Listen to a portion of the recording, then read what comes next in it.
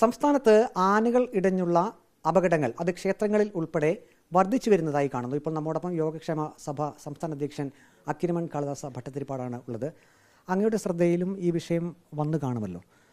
എന്താണ് ഒരു പ്രതികരണം? ഇത് ഭയങ്കര അപകടം പിടിച്ചൊരു സംഗതിയാണ്. കാരണം പഴയ കാലത്തൊക്കെ അദ്ദേഹം പറഞ്ഞുകൊണ്ട് ഇപ്പോൾ ഇരുന്നിട്ട് കാര്യമില്ല. കാരണം ഈ ആനയോടുള്ള സമീപനമൊക്കെ വലിയ അപകടമാണ്. അതിന് ആനയ്ക്ക് സംരക്ഷണം വേണ്ട പോലെ ആവാതെ വെറും കച്ചവടം പോലെ ഇതാക്കിയിട്ടുണ്ട്. അപ്പോൾ ആ നിലയ്ക്ക് ഈ ആന എഴുന്നള്ളിക്കുക എന്ന് പറഞ്ഞാൽ അതിനകത്ത് വലിയ റിസ്ക് ഉണ്ട്. പഴയ കാലത്തെ പോലെ അല്ല, ആന സംരക്ഷിക്കുന്ന അങ്ങനെയല്ല. അതുകൊണ്ട് തന്നെ ഈ ആന എഴുന്നള്ളിപ്പ് എന്ന് പറയുന്നത് അപകടത്തിലേക്ക് കൂടിക്കൂടി വന്നുകൊണ്ടിരിക്കുകയാണ്. മാത്രമല്ല ഇതിനടുത്ത് ചെയ്യുന്ന ആൾക്കാർ നിൽക്കുക, ഈ വെടിക്കെട്ടുകൾ നടത്തുക, ഇതൊക്കെ ചെയ്യുമ്പോൾ ഇത് ആന ഒരു വന്യജീവിയല്ലേ, അത് അപകടത്തിലേക്ക് പോകുന്നു. അങ്ങനെ പോകുമ്പോൾ സ്വാഭാവികമായിട്ടും അപകടങ്ങൾ കൂടിക്കൊണ്ടിരിക്കുകയാണ്. അതാണ് വസ്തുത അതിനകത്ത്. ഇപ്പോൾ ആളുകളെല്ലാം ആഗ്രഹിക്കുന്നത് ആന എഴുന്നള്ളിപ്പ് അതൊരു ചന്തമാണ്, ആളുകൾക്ക് ആഗ്രഹമാണ് അത് കാണുന്നതിന്. പലപ്പോഴും ഉത്സവങ്ങളുടെ ഒരു ആകർഷണീയത എന്നുള്ളത് ആനകളുടെ എഴുന്നള്ളിപ്പ് തന്നെയാണ്. അപ്പോൾ ആന ഇല്ലാതെ പിന്നെ എന്ത് ഉത്സവം എന്നാണ് ആളുകൾ ചോദിക്കുന്നത്.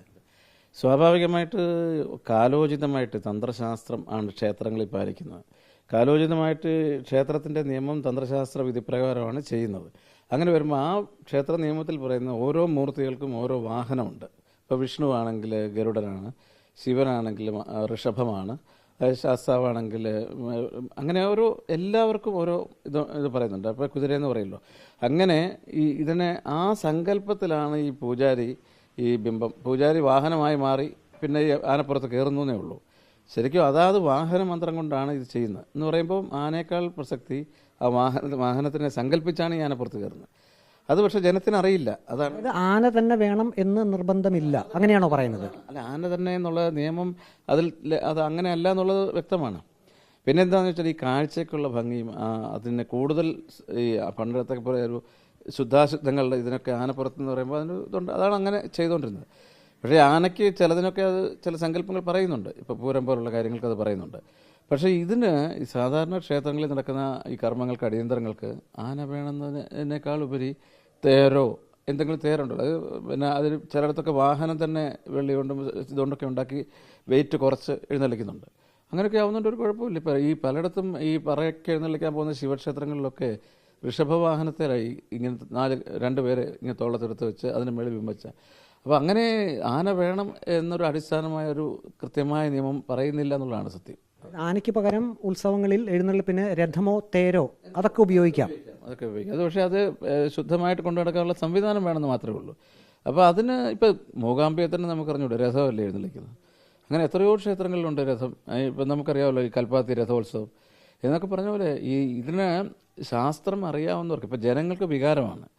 ആ ഭക്തജനങ്ങൾ വാസ്തവം പറഞ്ഞാൽ ഇതിനോട് സഹകരിക്കുക വേണ്ടത്. കാരണം അവരിതിൻ്റെ യാഥാർത്ഥ്യം ഉൾക്കൊണ്ടുകൊണ്ട് ഇപ്പോൾ പട്ടണത്തെ പോലെ ഇപ്പോൾ ചൂട് സഹിക്കാൻ വയ്യാത്ത ഇപ്പോൾ പല സ്ഥലങ്ങളിലും ഇത് ആന ഈ കാല് ഈ റോഡിൽ കൂടെ ടാറിട്ട റോഡിൽ കൂടെ നടക്കുകയൊക്കെ ചെയ്യുമ്പോൾ ചൂട് കൂടുകയാണ്. ഇത് മനുഷ്യനെ ബാധിക്കുക, ഭയങ്കര ആരോഗ്യ പ്രശ്നങ്ങൾ ഉണ്ടാക്കുന്നു എന്നുള്ളതാണ് ഏറ്റവും വലിയൊരു ദുഃഖം ഇതിനകത്തുള്ളത്. അത് ഇപ്പോൾ ആന എഴുന്നള്ളിപ്പിനിടെ പലപ്പോഴും ശാന്തിമാർ ആനപ്പുറത്ത് കയറുന്നൊരു ചടങ്ങുണ്ടല്ലോ. ആനപ്പുറത്ത് കയറുന്നു, അത് ഒരു ചടങ്ങിൻ്റെ ആചാരപരമായിട്ടുള്ളൊരു കാര്യം കൂടിയാണ്. പലപ്പോഴും ആന ഇടയുമ്പോൾ ശാന്തിമാർക്കുൾപ്പെടെ പരിക്ക് പറ്റുന്ന സംഭവങ്ങൾ നിരവധി നടക്കുന്നുണ്ട്. അപ്പോൾ ആ ശാന്തിമാരുടെ കാര്യത്തിലും ഒരു മനസ്സിലൊരു ഭയമുണ്ടോ താങ്കൾക്ക്? അത് അങ്ങേയറ്റം ഭയമുണ്ട്. കാരണം എന്താ വെച്ചാൽ ഈ പൂജാരിമാർ, ഇപ്പോൾ ഹൈന്ദവ ക്ഷേത്രങ്ങളിലെ പുരോഹിതന്മാരെന്ന് പറയുമ്പോൾ ഇപ്പോഴും ദേവസ്വം ബോർഡിൻ്റെ കൺസിഡറേഷനിൽ ഒരു ക്ലാസ് 4 ജീവനക്കാരാണ്. എന്നുവെച്ചാൽ ലാസ്റ്റ് ഗ്രേഡാണ് ഇവർ.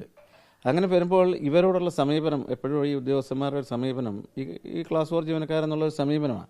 അപ്പോൾ ഇവർക്ക് ഭയമായി ഈ പൂജാരിമാർക്ക്. ഇപ്പോൾ ആനപ്പുറത്ത് എഴുന്നള്ളിച്ച് പറ്റൂ എന്ന് അവിടുത്തെ മാനേജർ പറഞ്ഞാൽ ഇവർ ഭയന്ന് പോയി കയറുക. ആന കണ്ടാൽ പോലും ഓടുന്ന പാർട്ടികൾ ഇതിൻ്റെ പുറത്ത് കയറേണ്ടി വരിക. അങ്ങനെ പറയുമ്പോൾ ഭയന്ന് ടെൻഷനായിട്ട് വരുന്നത്. ഇവർ മുമ്പേ പറഞ്ഞതെന്ന് വെച്ചാൽ ക്ലാസ് 4 ജീവനക്കാരാകുമ്പോൾ വരുമാനം അത്രയല്ലേ, ഇതുപോലുള്ള വരുമാനമില്ല. അങ്ങനെ വരുമ്പോൾ ഇവർക്ക് ജീവിച്ചല്ലേ പറ്റൂ, പണി പോകാതിരിക്കാൻ വേണ്ടി എന്തും ചെയ്യാന്ന്. എന്നിട്ട് ഇവർ എന്താ സംഭവിക്കുന്നതെന്ന് വെച്ചാൽ ഇവർക്ക് എന്തെങ്കിലും അപകടം പറ്റിയാൽ ഈ ആനയുടെ പുറത്ത് ആന കിടന്ന് ഓടിക്കഴിയുമ്പോൾ ഇത് കുഴപ്പത്തില്ല. ഈ ചടമ്പം കയ്യിലിരിക്കുന്നു, ഇവന് ദേവനാണ്, താഴെ പോയാൽ ഭയം, ആ ഭയം. ഇനി താഴെ ഈ ഭയന്നിരിക്കുകയാണ്, താഴോട്ട് വീണ് കഴിഞ്ഞാൽ കയ്യും കാലും ഒടിയുക അല്ലെങ്കിൽ മരിക്കുക വരെ ഉണ്ടാവുകയാണ്. അപ്പം അങ്ങനെ എത്രയോ സംഭവം ഉണ്ടായി. പിന്നെ ഇവരാരും ഈ ഉദ്യോഗസ്ഥന്മാരോ ബന്ധപ്പെട്ട ആൾക്കാരോ ഒന്നും ഇവരെ എങ്ങനെയാണ് ജീവിക്കുന്നത് അന്വേഷിക്കാൻ പോലും ആരുമില്ല. പാവപ്പെട്ട ശാന്തിക്കാർ പ്രൈവറ്റ് ക്ഷേത്രങ്ങളിലൊക്കെയാണ്, അവൻ അപകടം പറ്റി അവൻ്റെ കാര്യം കഴിഞ്ഞു, സംരക്ഷിക്കാൻ ഒരു മനുഷ്യനുമില്ല. ഇപ്പം പിന്നെ സർക്കാരുകളും ദേവസ്വം ബോർഡുകളും ഒക്കെ അതിന് വ്യവസ്ഥ ഉണ്ടാക്കിയേ പറ്റുള്ളൂ. ഇവർക്ക് ജീവിക്കണ്ടേ? അപ്പോൾ ഭാര്യയും കുട്ടികളൊക്കെ ജീവിക്കാൻ വേണ്ടി കഷ്ടപ്പെട്ട് പിന്നെ അവരെന്ത് പണിയെടുക്കണമെന്ന് നിവൃത്തിയില്ലാതെ പോകുന്നൊരവസ്ഥ. അപ്പോൾ അതുകൊണ്ട് ഇൻഷുറൻസ് നിർബന്ധമായിട്ട് വേണം, റിസ്ക് അലവൻസ് വേണം. ഇത് വലിയ അപകടം പിടിച്ച സംഗതിയല്ലേ. അപ്പോൾ അതുകൊണ്ട് ഈ ആൾക്കാർക്ക് ആനന്ദിക്കാൻ വേണ്ടിയുള്ള ഒരു സംഭവമാക്കി മാറ്റാതെ ആ കർമ്മങ്ങൾ കൃത്യമായി ചെയ്യുന്നതിനോടൊപ്പം ഇവരുടെ സുരക്ഷയും കൂടെ നമ്മൾ പാലിച്ചേ പറ്റുള്ളൂ.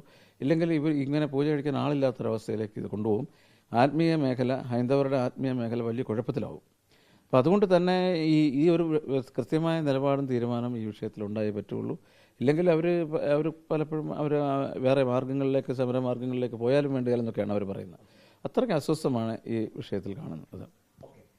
ഈ ഒരു വിഷയത്തിൽ കൃത്യമായിട്ടുള്ള നിലപാടും ഒപ്പം തന്നെ പ്രശ്നപരിഹാരവും ബന്ധപ്പെട്ട അധികാരികളുടെ ഭാഗത്തു നിന്നും ഉണ്ടാകണം എന്നാണ് യോഗക്ഷേമ സഭ സംസ്ഥാന അധ്യക്ഷൻ അക്കീരമൺ കാളിദാസ ഭട്ടതിരിപ്പാടിൻ്റെ അഭിപ്രായം. Reporter Praveen Purushothaman, in reporter, Pathanamthitta.